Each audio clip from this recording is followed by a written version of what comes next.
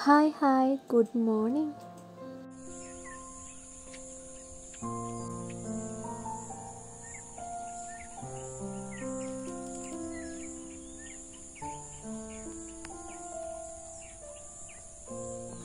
අද නම් උදෙන්ම ඔව පායලා.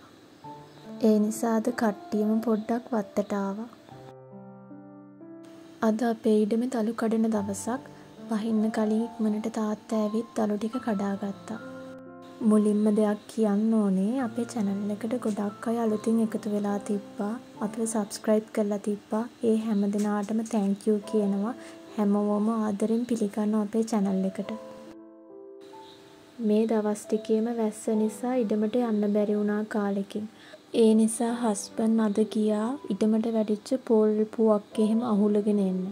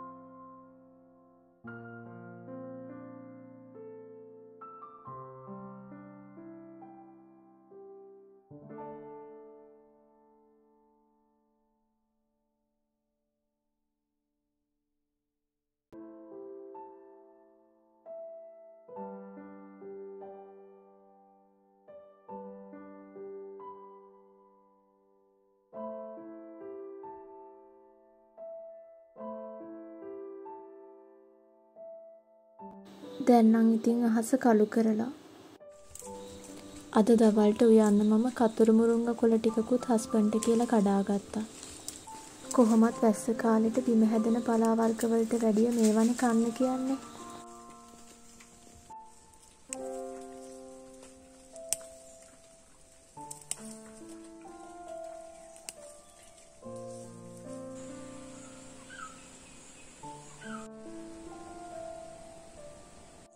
අද දවල්ට මම පරිප්පු හදලා මාළු මිරිසට හදලා කතුරු මුරුංග කොළ මැල්ලුමයි පපඩම් ටිකකුත් බැදගත්තා.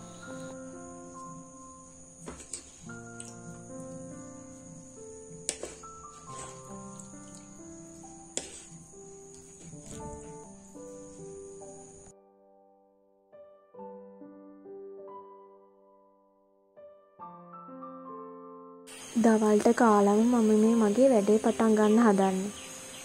අදත් මම මගේ හස්බන්ඩ්ට කියලාම මට ඕන ඩිසයින් එකට ලීය කපා ගත්තා. අපි දෙන්න අපේ මේ අලුත් ගෙදරට ඇවිත් තාම ටික කාලයයි. ඉතින් මං කරන්නේ මේ වගේ පොඩි දේවල් වලින් ගේ ලස්සන කරන එක.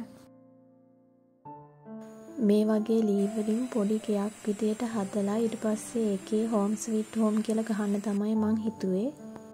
මේක මීට වැඩිය ලේසි නිකන් නෝමල් ලී එක පොඩ්ඩක් ලීය මැදලා විතරක් මේ අකුරු ටික ගැහුවා. ඒ වගේ එකක් අපි දැනටමත් හදලා තියෙන නිසා මම හිතුවා මේක ගෙයක් හැඩයට හදන්න. මම ඒකත් ඔයගලන්ට පෙන්නන්නම් වීඩියෝ එකේදී. මේ මං වහලට ගත්තු කෑල්ල නම් අපේ ගෙදර කලින් ඉඳන්ම තිබ්බ එකක්. මේ වගේ ලී දෙකක් සෙට් කරලා තමයි ඒක තියෙන්නේ. ඒක වහලට ගැලපෙන නිසා මං ඒක ගන්නවා. නැත්තම් වෙනම ලී දෙකක් අරන් මේ විදිහට ග්ලූ ගන් එකකින් සෙට් කරගන්න පුළුවන්. මේ කෑලි දෙක කපා ගත්තේ ලී බෝඩ් එකකින්. එතකොට මට ලේසි වහලට අලව ගන්න ග්ලූ ගන් එකකින්. දැන් මේ කෑලි දෙක මං සුදු පාටින් පේන්ට් කරගන්න හදන්නේ.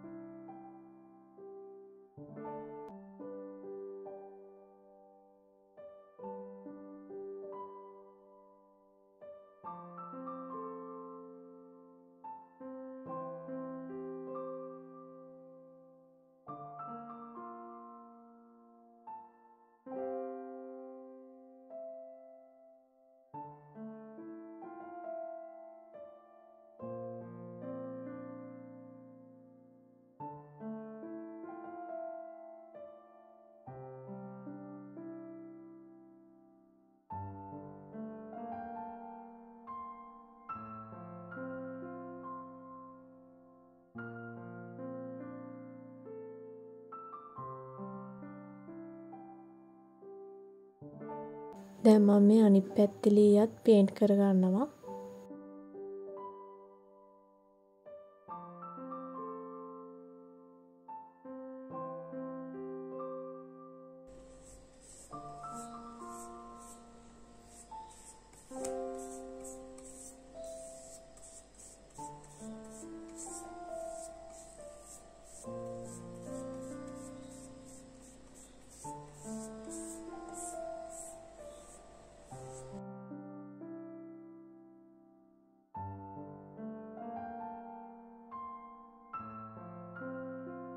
මේ දෙපැත්තේ විතරයි මම තීන්ත ගානේ. දැන් මේක හොඳට වේල ගන්න ඕනේ. අපි මේක දැන් මෙහෙමම වේලෙන්න තියලා වෙන වැඩක් කරමු මේක වේලෙනකම්.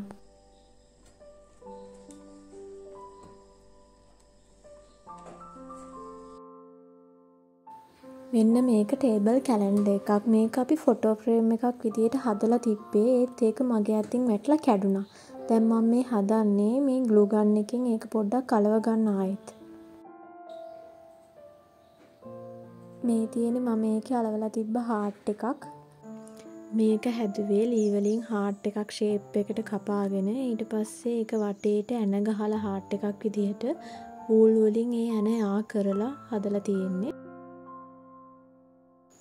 මෙන්න මේ ලී කෑලි දෙක තියෙන්නේ මේ දෙකත් අලව ගන්න ඕනේ එකට. මේ දෙකේ තමයි ෆොටෝ එක රඳව ගන්නෙ.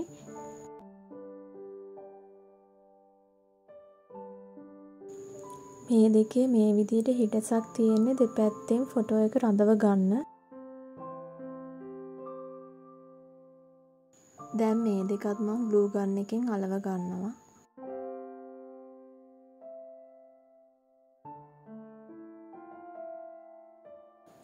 මුලින්ම මම මේ හાર્ට් එක අලව ගන්නවා ගම් ගාලා. මේ විදිහට පොඩ්ඩක් තද කර ගන්න ඕනේ.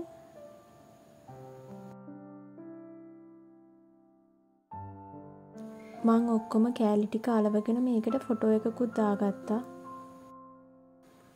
මේ තියෙන්නේ අපි හදපු අනිත් එක. මේ ලීය මැදලා පොලිෂ් කරලා තමයි අරගෙන තියෙන්නේ. අපි මේ ලීය ලිව්වේ සුදු පාට තීන්ත වලින්. මේ වෙද්දි මේ ටික වේලිලා තිබ්බ නිසා මම මේක හදන්න පටන් ගත්තා. මේක චුට්ටක් තැනින් තැන ගෑවිලා මදි වගේ පේනවා. ඒත් මම මේකට ආයෙ ගාන්න ගියේ නැහැ. මේ කුඩින් කොහමත් අකුරු ටික ලියන නිසා. ඕනේ නම් මේ දෙපැත්තෙම ලියා ගන්නත් පුළුවන්.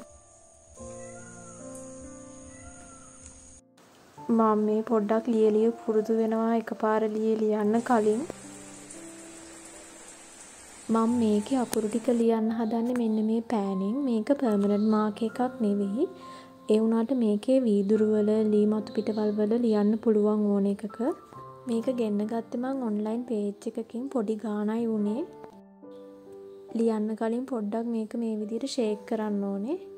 මේකේ තුඩ ලස්සනට හීනීට තිබ්බා. දැන් මම ලියලා පොඩ්ඩක් ඒක අවුල් වෙලා තියෙන්නේ. මේ වගේ පෑනක්ම වෙන්න ඕනේ. මේක පර්මනන්ට් මාක් එකකින් හරි නැත්නම් කළු පාට තීන්ත වලින් වුණත් ලියා ගන්න පුළුවන් හීනි පින්සලක් ගත්තා නම්. මම මුලින්ම අකුරු ටික මේ විදිහට පැන්සලෙන් ඇඳ ගන්නවා.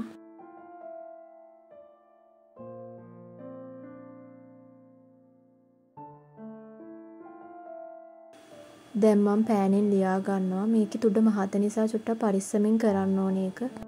ඕගොල්ලෝ තීන්ත වලින් ලියනවා නම් අනිවාර්යෙන් හීනි පින්සලක් ගන්න.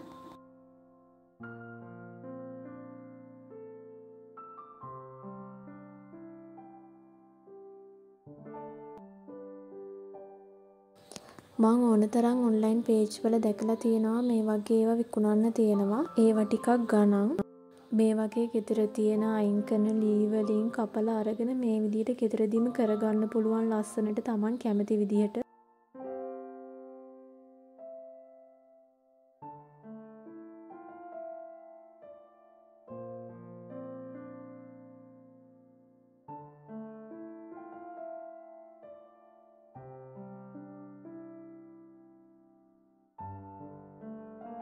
මේ විදිහට තමයි මම අකුරු ටික ලියාගත්තේ.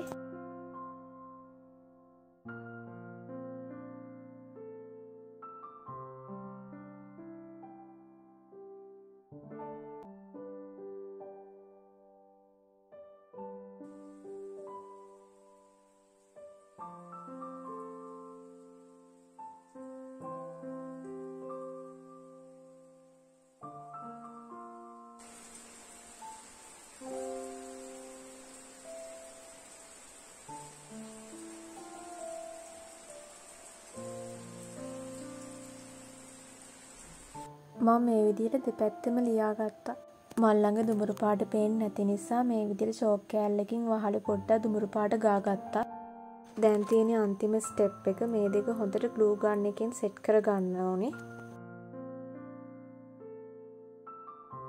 print out ගන්නේ නැතුව මේ විදිහට අකුරු ලියා ගන්න තියෙන ලේසිම ක්‍රමයක් කියලා දෙන්න. මම මුලින්ම ලීයේ size එක කොලයකින් මැනගත්තා. ළඟට මම මට ඕන වචන ටික ෆෝන් එකෙන් ලස්සන ඩිසයින් එකකින් හොයාගත්තා. ඊපස්සේ ෆෝන් එකට මේ කොලේ තියලා අපිට ඕන size එක වෙනකම්ම ෆෝන් එකේ තියෙන ෆොටෝ එක zoom කරගත්තා.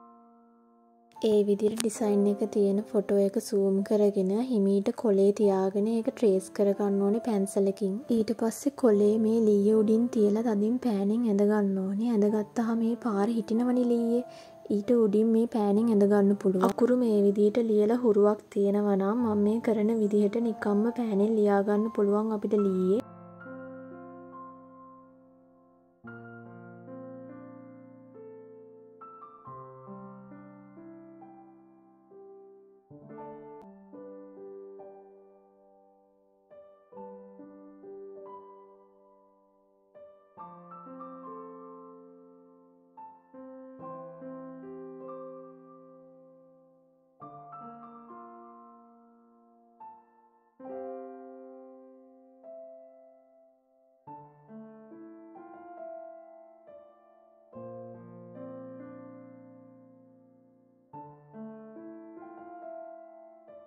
දැන් මේ විදිහට හොඳට ග්ලූ ගන් එකකින් ගම් ගාගෙන ඊට පස්සේ අලව ගන්න ඕනේ මේ දෙක.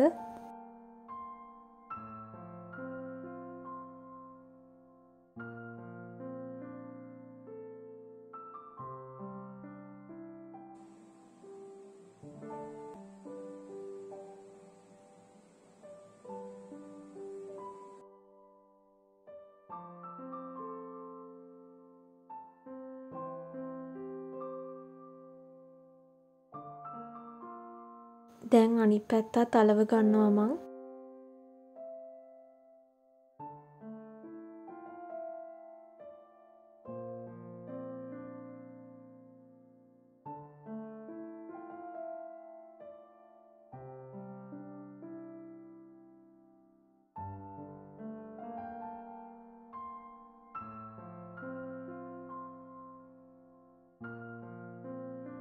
දැන් දෙපැත්තම අලවගෙන ඉවරයි. මංගාව මේ වගේ චූටි චූටි මල් ටිකක් තියෙනවා. මම මේක ගෙනාව දැන් පොඩ්ඩක් ඒකට තියලා බලන්න ඕනේ මැච් වෙනවද කියලා. සමනල්ලු ටිකකුත් ඉන්නවා. තියලම බලමු අපි මැච් වෙනවද කියලා.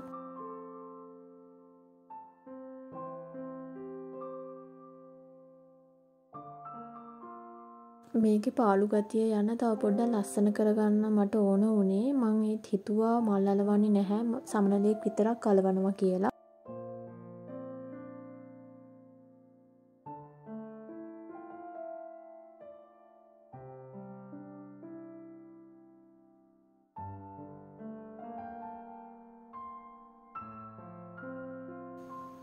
මං සමනල්ලු තේතිය බලලා අන්තිමට මෙන්න මේ සමනලව තමයි තෝරගත්තේ අලවන්න. මම මේ මගේ ඉන්ඩෝ ප්ලාන්ට් ළඟින් තියන්න තමයි මේක හදාගත්තේ. මේ පැල තියලා තියෙන එකත් මං හදවගත්තේ මගේ හස්බන්ඩ්ට කියලා. ඒක නම් වීඩියෝ කරන්න බැරි වුණා.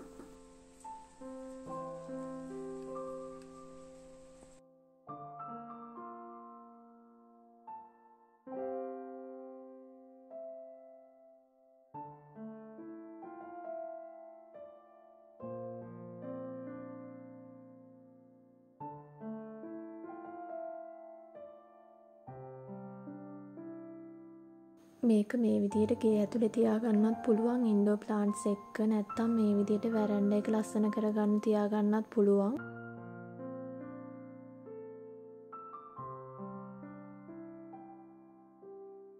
මං හිතනවා මගේ මේ වීඩියෝ එකටත් ඔයගොල්ලෝ කැමති වෙයි කියලා. මේ වීඩියෝ එකට කැමති නම් ලයික් කරන්න. මොන හරි ප්‍රශ්න තියෙනවා නම් කමෙන්ට් කරන්න. මං අනිවාර්යෙන් රිප්ලයි කරන්නම්. දිගටම මේ වගේ වීඩියෝස් බලන්න ඕනේ නම් අපිව සබ්ස්ක්‍රයිබ් කරලා තියාගන්න කියලා මතක් කරනවා ආදරෙන්. එහෙනම් ඊළඟ වීඩියෝ එකෙන් හම්බ වෙමු.